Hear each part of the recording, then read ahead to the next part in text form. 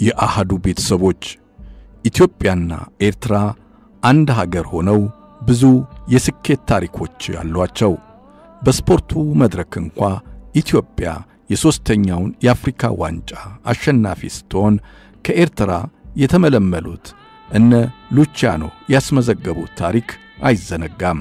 ከዚያም ሌላ የምስራቅና መካከለኛው አፍሪካ ዋንጫ ላይ በዘመነ ደርግ ኢትዮጵያ ስታሸንፍ ከኤርትራ ክፍለ ሀገር ተመልምለው የመጡትን እነ ነጋሽ ተሊትን እና ማኑኤልን ያስመዘገቡት አበርክቶ የሚዘነጋ አይደለም።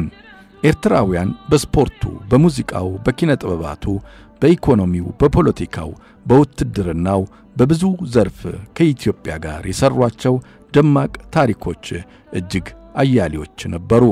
ታዲያ ከ30 ዓመታት ጦርነት በኋላ ከ1983 ግንቦት ወር ጀምሮ ኤርትራ ከኢትዮጵያ ተገነጠለች። ከዚያስ ምን ሆነች? ምን አገኘች? የትኛውን የፖለቲካ፣ የኢኮኖሚ፣ የማህበራዊ ጉዳይ ስኬት ተቀናጀች? ኢትዮጵያስ ከኤርትራ በመለየቷ ምን ሆነች? ምን አጣች?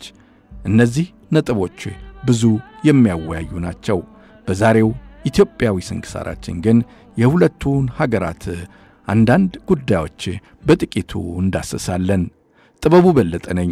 ኢትዮጵያና ኤርትራ የአንድ ሳንቲም ሁለት ገጽታዎች ሆነው ረጅም ዓመታት አብረው ዘልቀዋል።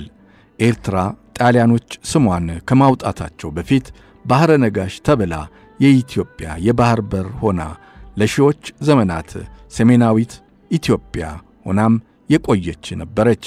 ኋላ በቅኝ ገዢዎች ሴራ ቀይ ባህርን ጨምሮ ለ60 ዓመታት ተያዘች። በእነዚህ ዓመታት ውስጥ ታዲያ ኢትዮጵያውያንና የኤርትራ ተወላጆች በጋራም ሆነው በተናጠል ለኤርትራ ነጻነት ያልታገሉበት ቀን በታሪክ ውስጥ የለም ማለት ይቻላል። ኤርትራ ከቅኝ ግዛት ነጻ መሆን አለባት በማለት ከኢትዮጵያ በኩል ሰፋፊ ትግሎችም ተቀጣጥለዋል። አንድ የኢትዮጵያ አካል የሆነችው ኤርትራ በቅኝ ገዢዎች በኢጣሊያ 50 ዓመታት በእንግሊዞች 10 ዓመታት ስትገዛ በእነዚህ ሁሉ ጊዜያት የነበሩት ትግሎች በታሪክ ውስጥ ተሰንደው ይገኛሉ። ከኤርትራም በኩል ኢትዮጵያዊነታቸው ጎልቶ ስለሚወጣ ለኢትዮጵያ ብለው የተሰዉ ኤርትራውያን በርካቶች ናቸው። ለምሳሌ ቅኝ ገዢዋ ኢጣሊያ ኤርትራን እየገዛች በ1929 ዓ.ም ወደ አዲስ አበባ መጥተው የፋሺስቱን መሪ ግራዚያኒን ለመግደል ትልቅ መስዋዕትነት የከፈሉትን ሁለቱን ኤርትራውያን ወጣቶች ማስታወስ ይገባል። እነሱም አብርሃ ደቦጭና ሞገስ አስገዶም ናቸው። ሁለቱም የኤርትራ ተወላጆች ናቸው። የትውልድ ስፍራቸው ኤርትራ በኢጣሊያ ስር ነበረች የዚያን ጊዜ። ኢጣሊያ ደግሞ ወደ ኢትዮጵያም ገብታ የግዛት ክልሏን ልታሰፋ ብዙ ደባ እየፈጸመችም ነበረ። ይህንን ግፍ ለመታገል እነዚህ ወጣት ኤርትራውያን ግራዚያኒ ላይ የካቲት 12 ቀን 1929 ዓ.ም ቦምብ ወርውረው በማቁሰል ታሪክ የሰሩም ናቸው። ልክ እንደነርሱ ሁሉ በሮም አደባባይ ላይ ታሪክ የሰራው ዘርአይ ደረስም የኤርትራ ተወላጅ ነበረ። ኤርትራና ኢትዮጵያ አንድ የነበሩ አንድ ታሪክ ላይ የሰሩ ብዙ አኩሪ ገድል ያላቸው ሕዝብ ነበሩ። ከቅኝ ገዢዎች አሰቃቂ አስተዳደር ኤርትራ ተላቃ ወደ እናት አገሯ ኢትዮጵያ በፌዴሬሽን በ1943 ዓ.ም በውህደት ደግሞ በ1955 ዓ.ም ተቀላቀለች።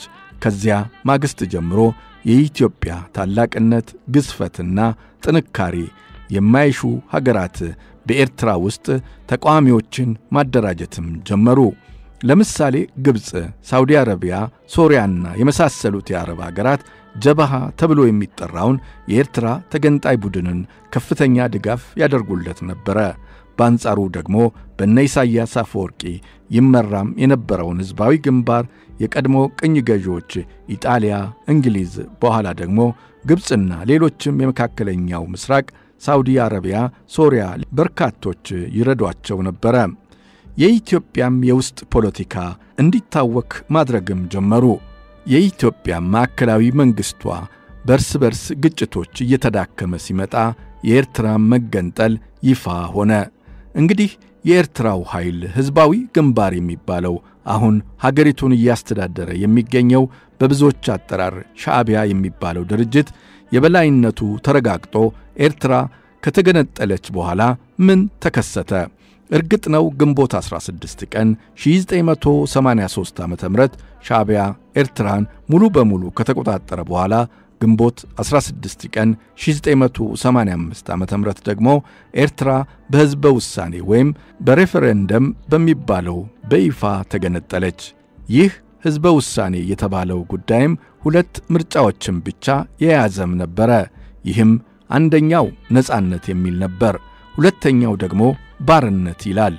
ኤርትራውያን የሆኑ ሁሉ ከነጻነትና ከባርነት መካከል አንዱን እንዲመርጡም ቀረበላቸው። እዚህ ላይ አንድ ነገር ማንሳት ይቻላል። መቼም የሰው ልጅ ከነጻነትና ከባርነት መካከል ምርጫ ቀርቦለት ባርነትን የሚመርጥበት ህሊና ሊኖረው አይችልም። ታዲያ ባርነት ምን ነበረ? ባርነት በዚያን ዘመን ምን ነበር? ባርነት ኢትዮጵያዊነት መሆኑ ነው። እንግዲህ ትርጉሙ በርግጥ አልተቀመጠም። ለምሳሌ ባርነትን የመረጠ ሰው ምን ይሆናል? ኢትዮጵያዊ ነው የሚሆነው? ጉዳዩ እጅግ አስገራሚ ነበረ። ዛሬም ድረስ የሚመልሰው የለም። በርግጥ በባርነት ምትክ ኢትዮጵያዊነት የሚል ምርጫ ቢኖር የተሻለ ነበረ። ወይም ደግሞ 3 ምርጫ ቢኖር የሚሉም አሉ። አንደኛው ነጻነት፣ ሁለተኛው ኢትዮጵያዊነት፣ ሶስተኛው ባርነት እያሉም የጻፉ ሰዎች በዚያን ጊዜ ነበሩ። እናም ያ ህዝበ ውሳኔ ምግባር የለሽ ትክክል ያልሆነ በዚያን ጊዜ ኢትዮጵያዊ የሆኑ ባለስልጣናትን ሁሉ በታሪክ ውስጥ የሚያስወቅስ ምርጫ ተደርጎም ይጠራል። ምክንያቱም የባርነት ትርጉሙ ኢትዮጵያዊነት ስለሚመስል። እንግዲህ በዚህ ሁሉ ስተት ውስጥ መገንጠሉ ወይም ነፃ ሀገር መሆኑ ለኤርትራ ታወጀ። ኤርትራ ግንቦት 16 ቀን 1985 ዓ.ም ከኢትዮጵያ ተነጥላ ሀገር ሆነች። ቀጥሎስ ማለታችን አይቀርም። ፈረንጆቹ አንድ አባባል አላቸው፣ መከራው ችግሩ ዲያብሎሱ ያለው ዝርዝር ውስጥ ነው የሚል። ወደ ዝርዝር ወደ ተፈጻሚነት ሲመጣ የኤርትራ መገንጠል ምን ያስከትላል? ለምሳሌ ኢትዮጵያ ውስጥ ሀብት አፍርተው ነግደው ሕንፃ ሰርተው ተቋማት መስርተው ወልደው ከብረው የሚኖሩ የኤርትራ ተወላጆች በአንዲት ምርጫ ምክንያት የውጭ ሀገር ዜጎች ሆኑ። በባንክ፣ በኢንዱስትሪ፣ በአየር መንገድ፣ በዩኒቨርሲቲ፣ በልዩ ልዩ መንግስታዊና የግል ድርጅቶች ጭምር ይሰሩ የነበሩ የኤርትራ ተወላጆች በአንዴ የውጭ ሀገር ዜጎች ሆኑ። ከኢትዮጵያም ከኤርትራም የተዋለዱ ውህዶች ሁሉ የማንነት ቀውስም ውስጥ ገቡ። ቀጥሎ ምንድነው የሚሆኑት? የኤርትራን ነጻነት የመረጡ ሁሉ የውጭ ሀገር ዜጎች ሆኑ። በኢትዮጵያ ሕግ መሰረት ሌላ ግዴታም ነበረባቸው። የኢትዮጵያን ፓስፖርትና መታወቂያ መመለስ ብቻ ሳይሆን በኢትዮጵያ ውስጥ ለመኖርም ፈቃድ ያስፈልገዋል። ነገሮች ወደ ውስብስብ ጉዳዮች ውስጥ ገቡ። ኤርትራ ለተወሰነ ጊዜ የምትገበያየው በኢትዮጵያ ብርም ነበረ። ከዚያም በህዳር ወር 1989 ዓ.ም ናቅፋ የሚባለውን ገንዘቧን ኤርትራ አሳተመች።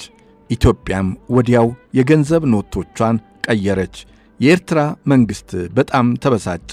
ምክንያቱም በሀገር ውስጥ ያከማቸው እጅግ ከፍተኛ የኢትዮጵያ ብር ተቀየረበት፣ ዋጋ ቢስ ሆነበት።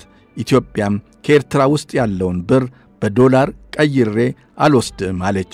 የኤርትራ መንግሥት ከመገንጠል ጋር ተያይዞ ብዙ ችግሮች መጡበት። ኢኮኖሚውም ተናጋበት። ኃይል ወደ መጠቀም አደላ። እናም የባድሜን አካባቢ ወረረ። ጦርነት በሁለቱ ሀገራት መካከል ተቀስቅሶ ብዙ ሰብአዊና ቁሳዊ ውድመቶችም ተከሰቱ። የኢትዮጵያና የኤርትራ ጉዳይ ሥርዓት ባለው መንገድ ባለመቋጨቱ ዛሬም ድረስ እየተነሱ ያሉ የግዛት ጥያቄዎች አሉ። መፍትሄም ይሻሉ። ዘርፈ ብዙ እንቅስቃሴዎችም ይፈልጋሉ። እንቀጥልበታለን። እስከዚያው ፈጣሪ ኢትዮጵያንና ሕዝቧን አብዝቶ ይጠብቅልን።